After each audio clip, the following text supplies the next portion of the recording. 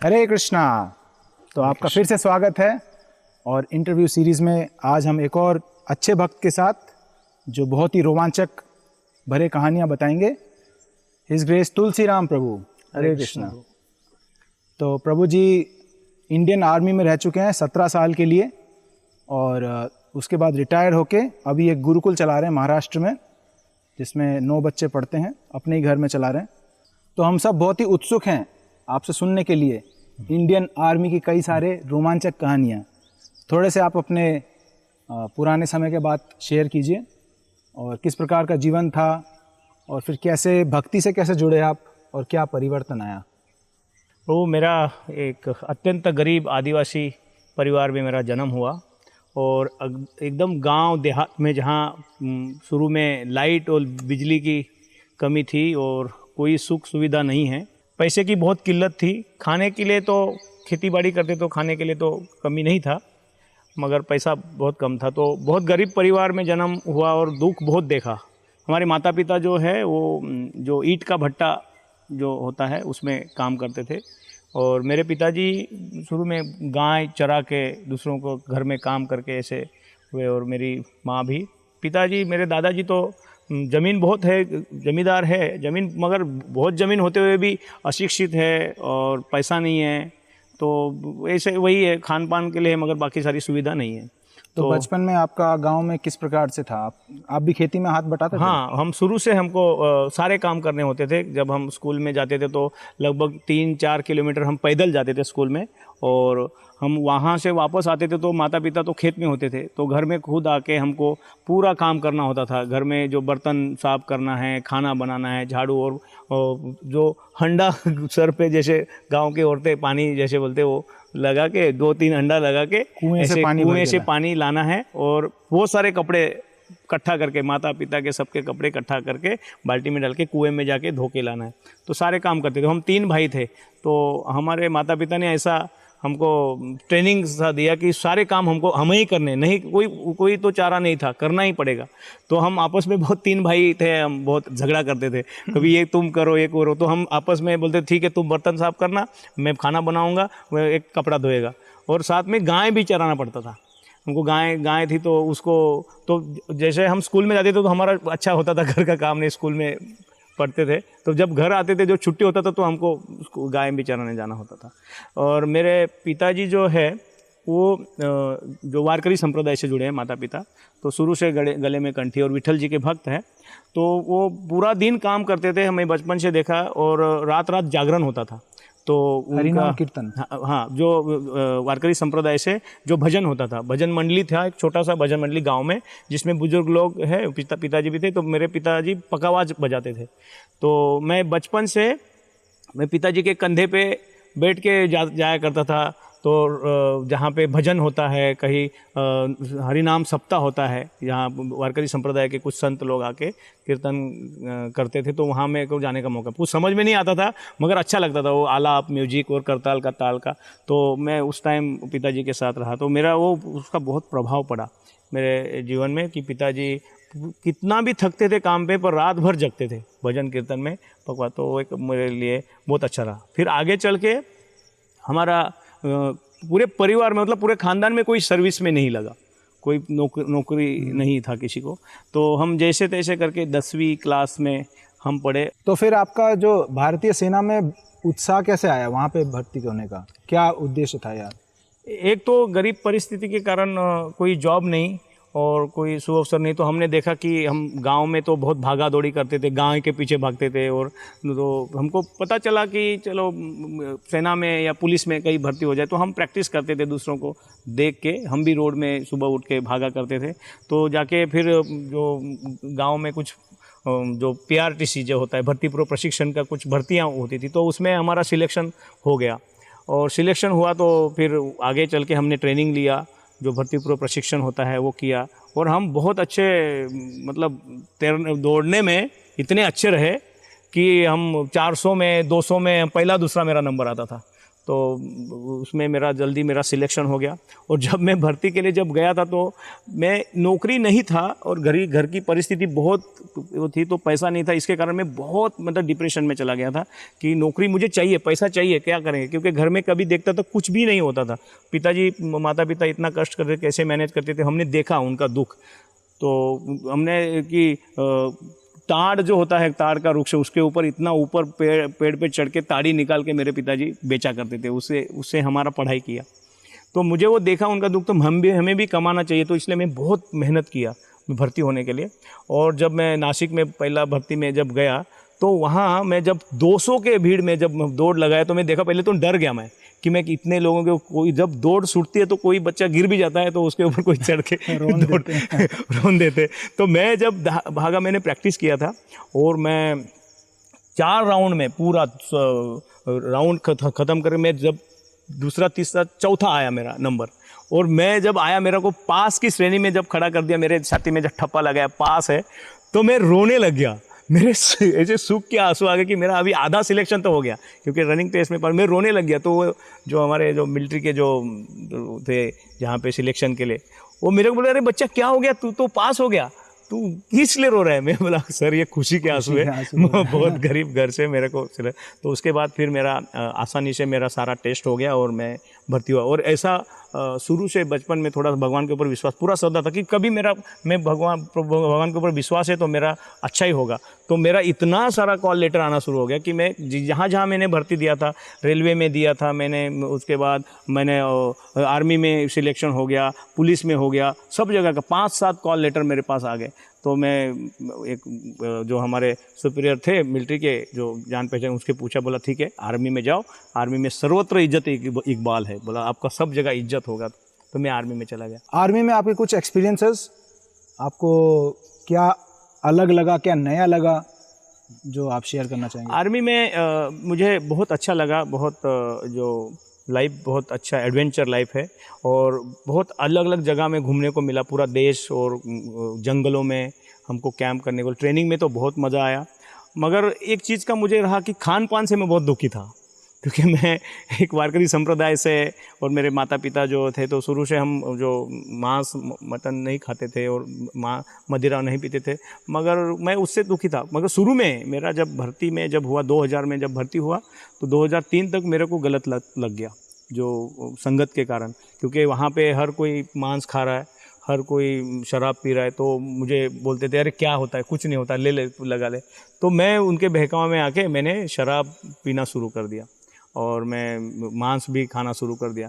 मगर मेरा जो माता पिता का जो संस्कार था, बाद में 2-3 साल में मेरे को मतलब ऐसे लगता था कि मैं गलत कर रहा हूँ, ये मुझे नहीं खाना चाहिए, पर मुझे समझ नहीं आता था कि बोलो ठीक है मिलिट्री में आ गए तो खाना ही पड़ेगा, ताकत कहाँ से आएगा, लड़ाई लड़ना है ये वो। तो मगर मेरा जीवन में जो एक मेरा भर्ती से पहले एक मेरा मतलब दोस्त था, लड़की, गर्लफ्रेंड, तो उसने मुझे भगवत गीता गिफ्ट किया था। तो भगवत गीता मैं बहुत चाहता था उसको, तो इसने मुझे बोला, प्यार से बोला कि ये तुम भगवत गीता है और तुम इसको पढ़ना। जबकि उसने पढ़ा था वो पूरा भगवत गीता सारा, अभी भी मेरे पास भगवत गीता रखा है, वो पूरा अंडरलाइन किया हुआ है। इस्कॉन वाला प्रभुपाद जी का? हाँ, प्रभुपाद जी का जो भगवत गीता यथारूप, जो भगवत मराठी में बोलते जसी आहे तसी, तो वो भगवत गीता मुझे मिला और पूरा वो उसने पढ़ा है अंडरलाइन। तो उसने थोड़ा एक्सपीरियंस किया था, थोड़ा अनुभव किया था, तो इसलिए मुझे बोला कि इसको पढ़ना है। तो मैं उसके कहने पे मैं शराब पी के मांस खा के ड्यूटी पे जब रहता था, जब या टाइम मिलता था तो मैं भगवत गीता पढ़ता था। जब सारे सो जाते थे तो मैं मच्छरदानी के अंदर भगवत गीता खोल के पढ़ता था।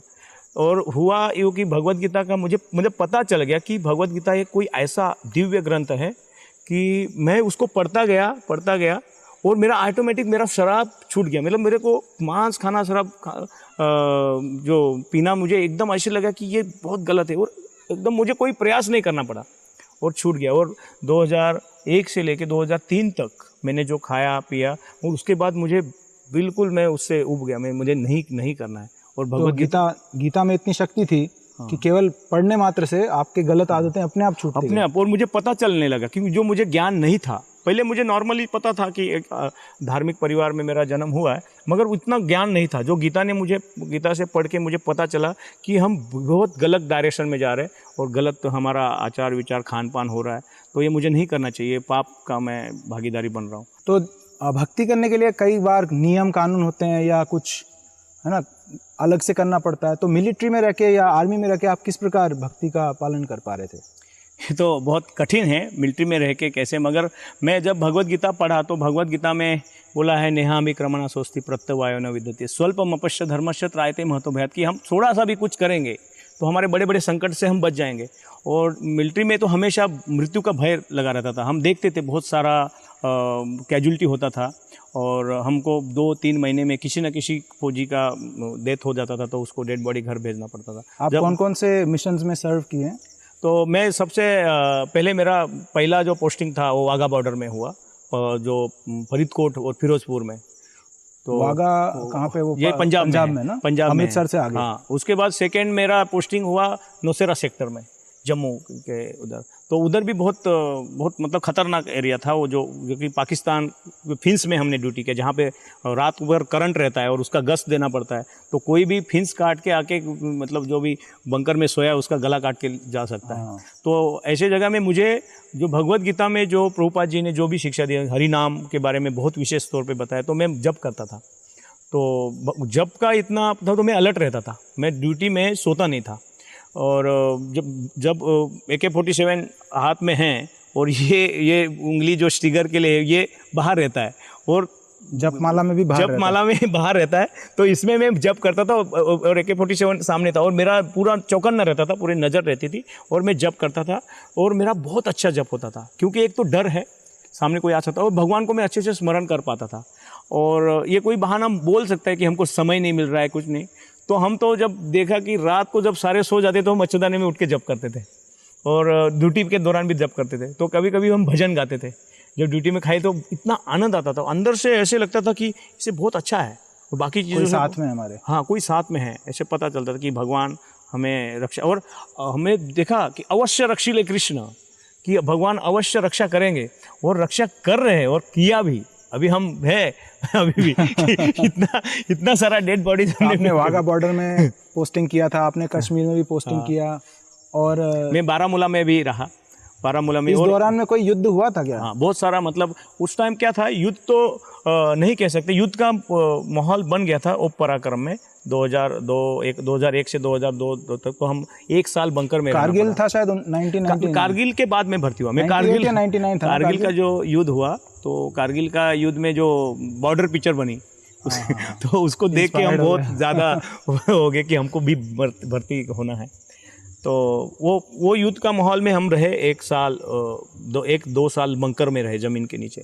और बंकर में भी ऐसे हालत में रहे, जो फर्स्ट जब हमारा मूवमेंट हुआ था तो मूवमेंट में हमको एरिया बांटा गया कि कहाँ कहाँ डिप्लॉय होना है।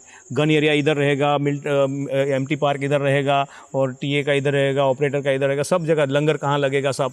तो हमें जो एरिया दिया गया वो एरिया स्मशान का था, जहाँ पे पूरा मतलब पहले गाड़ते थे, जो ज़मीन में जो मरे हुए लोगों को गाड़ते हैं, तो वहाँ पे वो एरिया, तो भूतों से डरते हैं। हाँ, तो हमको तो डर नहीं था, एक बार वर्दी पहन लिया तो डर तो था नहीं। मगर हमने जहाँ डिगिंग करना शुरू कर दिया, बंकर बनाने हैं तो डिगिंग, गाड़ियाँ छुपाना है, गन छुपाना है, तो हमने डिगिंग किया। और अपने आप को पूरा छोड़ने के लिए जवानों के लिए भी बंकर चाहिए, तो हमने जहाँ डिगिंग किया तो वहाँ से बहुत सारे कंकाल बाहर आने लगे। तो शमशान में से कंकाल बाहर आने लगे, तो देखा 1 निकला, 2 निकला, बहुत सारे निकल रहे। तो हमने हमारे कमांडिंग अफसर को रिपोर्ट किया, हमारे जो कंपनी कमांडर को बताया कि सर, जो ये जगह जो है ठीक नहीं है, हमको कोई दूसरा एरिया दे दो, तो ये इधर बहुत कंकाल निकल रहे। तो हमारे सीओ से आदेश आया, बोला अरे लड़ाई छिड़ने वाला है, ये तुम कंकालों के कारण जगह बदली, बोले उधर ही रहेंगे, कोई बोला अगले आदेश तक उधर से कोई हिलेगा नहीं। तो फिर आर्मी में बहुत ज़्यादा डिसिप्लिन है और बहुत, हाँ, मतलब हम आदेश एक बार मिला उसको, वो नहीं कर सकते हम उसको, मतलब डिसऑर्डर नहीं कर सकते। तो वहाँ पे हमने क्या किया, वो सिराने में रख के, कोई खोपड़ी सिरा में रख के सो रहा है और कोई कंकाल साइड में रख के सो रहा है। और कभी कभार तो सांप और बिच्छू भी बिस्तर में जब सुबह उठते थे तो झाड़ते थे, तो सांप बिच्छू आते थे। तो हमको पूरा ट्रेनिंग मिला। बहुत डेंजर वाला लाइफ है, हरदम 24 घंटे हम लोग मृत्यु का सामना कर रहे हैं, जंगलों में छिप रहे हैं, कोई आतंकवादी आके मार सकते हैं। कई हमको पता चला कि जहाँ फिंस में जवान ड्यूटी दे रहे तो वहाँ पे कोई फिंस कट गई और वहाँ के जवानों को मारा गया। बीच में भी एक बार हुआ था कि जो पूरा न्यूज़ में आया था, हमारे एक मथुरा का एक जवान था और एक दूसरी जगह के 2 जवानों के सिर काट के लेके गए। तो बैट आर्मी जैसे वो उनका काम करते, तो हमने भी ऑपरेशन किए। तो जब बारामूला में हमारा जो पोजीशन, उधर फिदाइन हमले भी बहुत होते थे। तो जहाँ पे जो बंकर में या जो जहाँ पे हमारा आर्मी का लोकेशन है वहाँ पे कोई आके बम गोला फेंकेगा या कोई फिदाइन हमला करेगा अचानक। तो आर्मी में एक घटना जो सबसे ज़्यादा रोचक, जो सबसे ज़्यादा याद है आज भी, तो एक घटना बता दीजिए। एक तो जो बम ब्लास्ट जो हुआ था, पूरा गाड़ियों में ब्लास्ट हुआ था। और जो हमारे साथ हुआ था जब मैं बारामूला में जब था, तो बारामूला में वो एरिया इतना खतरनाक था उस टाइम। अभी तो बहुत सारा मिलिटेंसी कम कर दिया। तो उस टाइम ऐसा था कि गोली कहाँ से आएगा हमें पता नहीं। जब हम जाते थे तो हमारे पास कैस्पर हुआ करता था, वो गाड़ी जो पूरा बुलेट प्रूफ गाड़ी था। तो मैं कैस्पर चलाता था और मैंने जो घातक का जो गाड़ी व्हीकल, तो घातक टीम होती बहुत खतरनाक, जो उनको जैसे तैयार किया जाता है जो दुश्मन से लड़ने के लिए, जो तो उसको मैं लेके जाता था।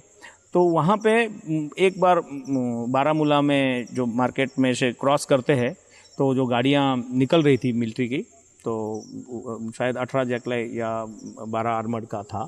तो उसमें एक मिल्टन था जो उधर का फेरन में पता नहीं चलता कि कोई क्या AK-47, हाँ, जो वहाँ के आवाम था, वहाँ का जो जनरल लिबास है, तो अंदर AK-47 छुपाएगा या ग्रेनेड छुपाएगा पता नहीं चलेगा। तो वहाँ पे जब गाड़ियाँ हमारी पहुँच के गुजर रही थी, तो हमारा पास में ही 29RR का लोकेशन था। तो मैं राष्ट्रीय राइफल में रहा, तो उधर जब एक गाड़ी में ग्रेनेड फेंका गया, तो ग्रेनेड से वो ब्लास्ट हुआ और 7-8 जवान का बिल्कुल एकदम चिंदड़ा हो गया, शहीद हो गए। और फिर बाद में हमको पता चला, हम जब गए तो पूरा खून और पूरा मांस बिखरा पड़ा है। हम बोरी में भर भर के, इसका पार्ट उसको गया, उसका पार्ट उसको गया। तो ये सब हमने देखा, आंखों देखा। और मिल्टन को भी मारा, सब मिल के। जहाँ भी पता चलता तो मिल्टन बाहर आते तो हम सब घेराबंदी करके पूरा उसको डिस्ट्रॉय करते थे। इसमें बहुत सारा अनुभव रहा उस टाइम।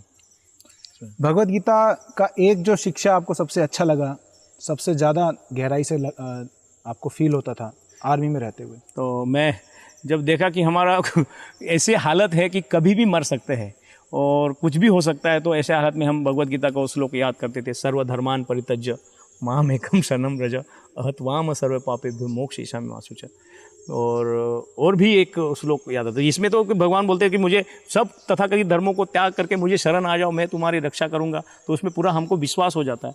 और जो तो आप युद्ध अपने कर्तव्य करते हुए आप भगवान को याद कर रहे थे कि माम अनुस्मर युद्ध च, कि तुम युद्ध में भी हो तो मेरा स्मरण करके करो, युद्ध करो। और एक श्लोक मुझे बहुत अच्छा लगा जो अर्जुन को बोला कि नेहा, उसमें बोला था कि वो श्लोक है कि तुम युद्ध में अगर मारे गए, हतो वा प्राप्स्यसि स्वर्ग जित्वा वा भोक्ष्यसि महीम् तस्माद् उत्तिष्ठ कौन्तेय युद्धाय कृत निश्चयः।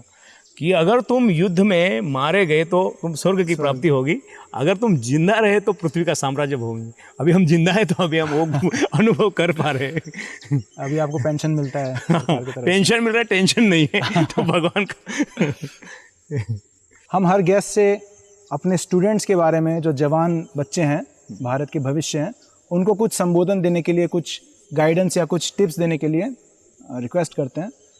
तो ऐसे भी कोई स्टूडेंट्स हो सकते हैं जो आर्मी में भर्ती होने के लिए जानना चाह रहे हैं, तो एक तो इस प्रकार का टिप दे सकते हैं ऐसे बच्चों के लिए, और एक टिप दे सकते हैं जनरल सभी बच्चों के लिए कि किस प्रकार जीवन बिताना चाहिए ताकि सुख, शांति और आनंद के साथ रह सकें। हर कोई सुख के लिए प्रयास कर रहा है, हर कोई सुख की खोज में है।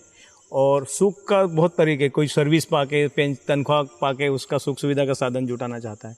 मगर वास्तव में सुख का जो रास्ता है कि हमको आत्मा का ज्ञान होना जरूरी है कि हम कौन है वास्तव में, कहाँ से आए, भगवान कौन है, उसके साथ हमारा संबंध क्या है, सुख दुख क्यों भुगत रहा हूँ, कहाँ जाएंगे हम मरने के बाद, ये सारा ज्ञान मिला। और ज्ञान जो है, हम देखो विज्ञान की तरफ बहुत ज़्यादा प्रभावित होते हैं। आज का जो युवा पीढ़ी है विज्ञान की तरफ बहुत, मगर हमारा जो शास्त्र है, हमारा गीता है, उपनिषद, भागवत है, श्रीमद् भागवत जो भी है, उसमें ज्ञान विज्ञान सहितम है। ज्ञान और विज्ञान को हम ठीक से ढंग से समझें। इसलिए तो सबसे पहले हमको भगवत गीता को पढ़ना चाहिए, जो शास्त्रों को पढ़ना चाहिए। इसको हमारे सत्य सनातन धर्म में बहुत सारा कुछ है जिसमें हमको बहुत सारा हम रियलाइज कर सकते हैं, अनुभव ले सकते हैं कि इसमें, और वो अगर पता चल गया तो सब कुछ पता चल जाता है। इतना वेदों को सब पढ़ नहीं सकते, सब उपनिषदों को, तो भगवत गीता को अगर एक पढ़ लेंगे तो सब कुछ हमको पता चल जाएगा। और ऐसे स्टूडेंट्स जो अपने कैरियर के लिए आर्मी के लिए सोच रहे हैं, उनके लिए क्या सुझाव दे सकते हैं? देखो, एक तो हमको मेहनत करना है, और मेहनत अगर हम करेंगे तो देखो उसमें, और आर्मी, विशेष तौर पे आर्मी में भर्ती होने के लिए स्टैमिना की बहुत ज़रूरी होता है।